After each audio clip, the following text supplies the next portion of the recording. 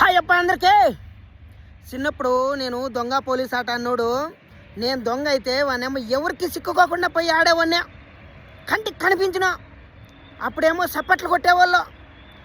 ఇప్పుడు కూడా ఆడుతున్నానండి, ఎవరికి కంటికి కనిపించుకోకుండా దాక్కొని పోతున్నాను. ఇప్పుడేమో చెప్పేట్లు కొడతామంటున్నారు, కనిపిస్తే కాళ్ళు చేతులు కొడతామంటున్నారు.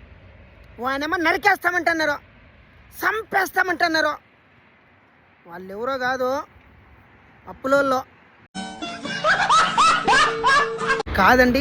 మీకు బాధ ఉన్నప్పుడు ఒక మనిషి దగ్గరికి వెళ్ళి అప్పు ఇప్పించుకున్నప్పుడు వాళ్ళకి ఎన్ని బాధలు ఉన్నా కూడా అరే నా ఫ్రెండ్ గారు బాధలో ఉన్నాడని చెప్పేసి వాళ్ళేమో మిమ్మల్ని నమ్మి ఇస్తాడు. కానీ మీరు చూస్తే వాళ్ళు తిరిగి అడిగేటప్పుడు నెంబర్ బ్లాక్ లిస్ట్లోకి వేస్తారు, వాళ్ళకి కనపడకుండా తిరుగుతారు. ఎట్లండి ఇది? ఎంతవరకు సమంజసమండి?